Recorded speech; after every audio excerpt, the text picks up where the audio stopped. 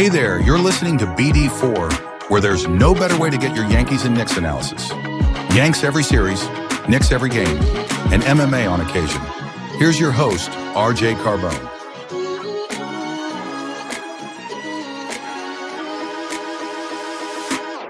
And a high drive into left center field. Stanley's going to watch another one fly. Are you kidding me? DiVincenzo a three. Bang! Bang! Knicks take a Take this chance to apologize to absolutely nobody. At the wall. See ya! See ya! See ya! Mr. Nova. Anthony for three. Bang! That one goes down and the game is tied. Rose, you shook up the world again. I did it again. But God did it, man. I really just have Gonna have to. Brunson running away. Oh my! He has been the best player to put on that uniform. Ball game over. Yankees win. Yankees win.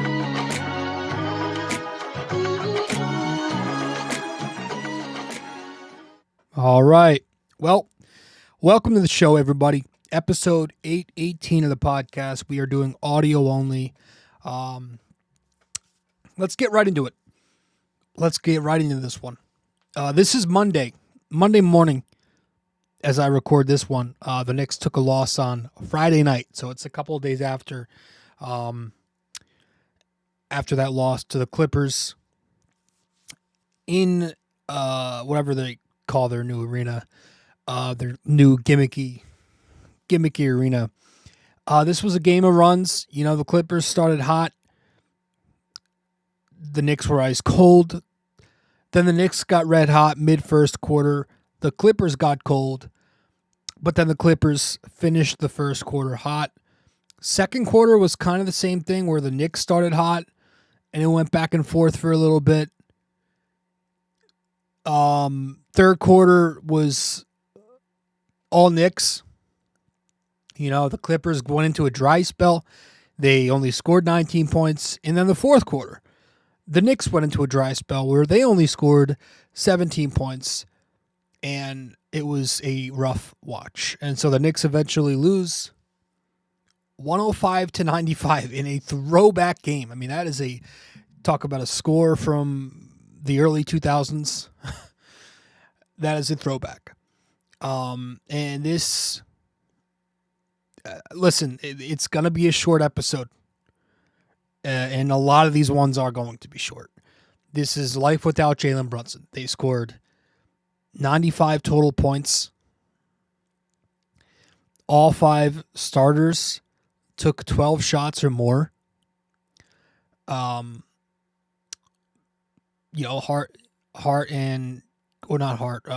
and Mikal scored 20 points. The second unit was pretty bad, especially in the second half. Felt the guards disappeared. But overall, only two of your 8 rotation players were able to score over 15 points. So it's going to be a short one. It's going to be audio only. A lot of audio episodes probably from here on. There's going to be a lot more audios just because it's going to be boring for a while with this Knicks team. I'm not going to lie to you. There's no Jalen. I really have no interest. I'm at a point, like I'm in this like dead stretch with the Knicks where I just don't care right now. It's really boring to watch this team without Brunson. And they can have Towns and Mikal and all the talent that they do have to make this team a high-ceiling team. When you take away the best player, you take away a top 10 NBA player on any team that's got one, it's going to be boring. And this team just has no life without him. It's super, super dull. And I have zero interest in watching this game. I mean, there's a reason I'm recording it Monday morning because I just didn't really feel like covering it. And none of the games for the rest of this season, because Brunson will most likely be out the rest of the year until the playoffs. None of these games mean anything macro. Like, there's no big picture takeaway. I'm just waiting for the postseason. I'm waiting for him to get back. So, just a little disclaimer. Yeah, though, but in this game, there was just a lot of gross. The offensive production was not there. I thought the process was pretty mediocre. The Knicks ran their usual offense, except with Deuce starting at point guard, which he's not a good point guard, right? He's not a point guard. He doesn't have a bag to be a point guard. We know what he is, right? He'll run an occasional empty side set, but Deuce McBride is not a point guard. He's an off-ball wing who is best when he's playing next to a primary initiator. But in terms of their offensive playbook, they ran the same sets, some offense out of their chin series. They ran some delay actions, Spain pick and roll, some blind pig, and some freelance offense. But it was the same old story, the same thing we continue to hop on here and discuss, where the entire league knows by now. Like, it's not just good defenses doing this, but it's the entire league. Everybody the Knicks play are going to do this, and that might be why that this Knick offense, with or without Brunson, has been extremely underwhelming to their standards over the last couple of months.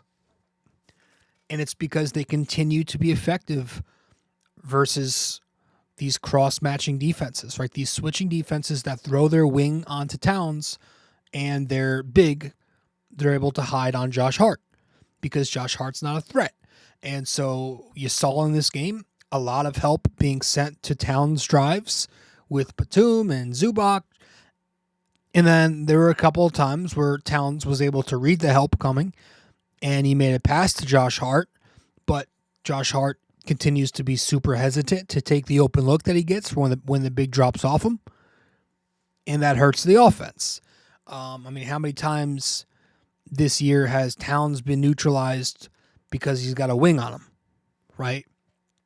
And there were even a couple of possessions in this game where Towns had the big on him for once, but McBride, not being a great point guard, looked him off. And those are two things. There are two things that you can never do when you finally get the big on Towns, which is what you want. You can't ignore him, and you can't really pick and roll with him. I just think you have to feed him on those spots, and you let him drive it. And then in Josh Hart's case, again, take the open looks, and when you're off the ball, you got to stop spacing, and you need to screen more.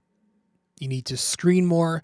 You need to re-screen more. The entire goal for Josh Hart when he's off the ball and he's got the big on him is to get that big out of the paint. Get him in the action, out of the paint. Clear the paint so you can have a driving lane.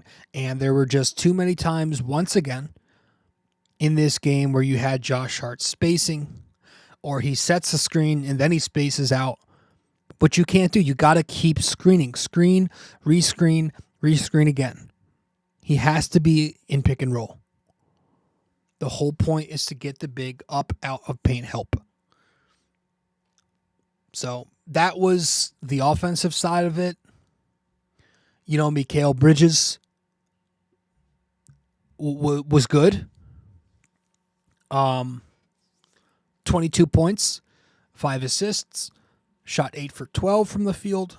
Of course, he doesn't knock down a 3 because he's been extremely underwhelming, especially above the break. But he was good. A lot of offense was ran through him, which was nice. It wasn't just opportunistic offense, but he was in some pistol. He was coming off screens on cuts and in motion like he usually does. And what I liked was that he was attacking aggressively and he got to the foul line. He's never been a guy who got there a ton in the past, and I understand with the Knicks, he's not pick and roll initiator, so he's not going to be getting there at that rate. But the drop-off has still been pretty noticeable. So it was nice to see him get all the way downhill and take advantage of his wingspan and draw contact, and he was 6 out of 6 at the foul line, which I think that's a season high in attempts. I'd have to go back and check, but, this guy lives in that short mid-range area. Even if he's coming off a wide pin, he's going to pull up and stop on his spot. But it was nice to see him get to the basket. And without Jalen Brunson, now is Mikal Bridges' chance, right? He's been struggling to find a fit. Hasn't always got the touches that he wants. You can tell by his body language at times. He's been a really underwhelming player for this team. Hasn't been giving them the offense they expected. Now is the chance. You're not going to be without Jalen for the rest of the year, probably. Maybe he'll come back at the end of the regular season, but it'll be a few weeks. Now is your chance. You want a bigger role? Well, now you become Robin. Right? So you and Towns, time to find that dynamic. But a good game for Mikal Bridges. 8 game balls now on the year. And going to the bench, I thought Precious Achiuwa was probably the best one off the bench. 9 points in this game, 4 for 6 from the floor. 2 assists, 5 rebounds, a block. Was a +3. Played 16 minutes. He filled in for Mitchell Robinson, who sat this game because it was the second of a back-to-back. The Knicks are still easing his way back. And I thought he was fine. Some good offensive possessions where he was finding cutters and blind pig. He was on the defensive glass pretty well. He had some good stretches in this game. I thought the Knicks had good stretches where it was Precious and the wings out there on the floor, and they were doing some switching, some switch everything moments where I thought they held up. So Precious was fine because everybody else on the second unit was not very good. He now has 10 game balls on the season. And, I don't know what else to add. Ugly game, ugly loss, ugly team, boring team. It's going to be like this for a while. I'm sorry to be a downer, but I've got zero interest in these games right now. I would rather watch a Yankees spring training game, even with the impending doom of a season without Cole and Stanton. I would still rather watch a Yankees spring training game. This shit is so boring to me. And so for the rest of the regular season without Jalen, and you already have a terrible second unit, I can't really put much blame on Thibs when the Knicks lose games and probably drop to the 4th spot. With Brunson, of course, you can make assumptions and have some takeaways, but again, the rest of these games, especially now, are empty. I can't take any big picture bullet point from this. It's boring. I guess the only thing you could really point to, but really not even this, but top of the 4th quarter. The Knicks are, again, they scored 17 total points in the 4th. They were really struggling to create offense, and for a good few minutes there, he had the bench lineup out there with Josh Hart and Precious. I'm sorry, with Josh Hart and Bridges. It was. Let's see if I can remember. It was Campaign, Landry Shamet, Mikal Bridges, Josh Hart, and Precious. And it was gross. It was disgusting. It's not a lineup anybody wants to see in the front court there, with Hart and Precious playing 4 and 5, but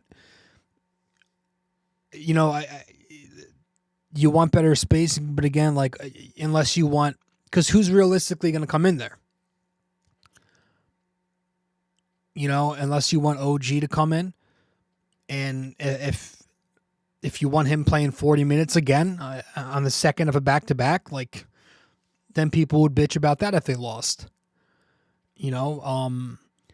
Deuce played the entire 3rd quarter, so he wasn't going to get that shift. Towns subbed out with 2 minutes left in the 3rd, so he wasn't going to get that shift. So really the only thing that you can really criticize Thibs for going forward is some of the lineup stuff when Mitch is on the floor, right? When Mitch is out there, you want more Deuce McBride and less Josh Hart, right? Just for those spacing reasons. But again, in a situation like that where Deuce had already come off 12 minutes played the entire third quarter, you weren't giving him, a longer shift. And then there's some stuff you want to look at going forward the rest of the way. Just, I would like to see him vary up his defensive coverages more. This is something we've talked about all year. In this game in particular, Towns was bad once again from drop. Just the same usual fundamental stuff. Hands down contests, back pedals. He's still fouling even in drop coverage. You want to see them switch more because the switching has been pretty effective when they do it. When Cats switched in isolation, even Jalen at times. But again, you can't take anything macro away until Brunson's back for hopefully the last couple of games of the year, because getting a full look at a switch everything defense has to be with Brunson because he's a big part of that. That's it, man. That's it. Quick one. Up next for the Knicks tonight, they've got the Sacramento Kings. So they continue their West Coast trip. It's a 10:30 p.m. game. Sacramento's coming off a tough overtime loss to the Clippers, and this will be the second of a back-to-back for them. So at least you have that. Hopefully the Knicks can take advantage of that and they can pull out a win. Maybe they'll score. Maybe they can score 100 points tonight. I don't know. Jesus. That's it. Nothing else. No break. No trivia. We're going to wrap it up right here. Shortest episode of the season, I think. 17 minutes. Look at that. Appreciate you all. See you soon. Later. Well, if you made it this far, that means you listened to or watched the entire episode. Thank you. Just remember to follow, subscribe, download, rate and review, and all that fun stuff to help out the podcast. And I will see you in the next episode of BD4.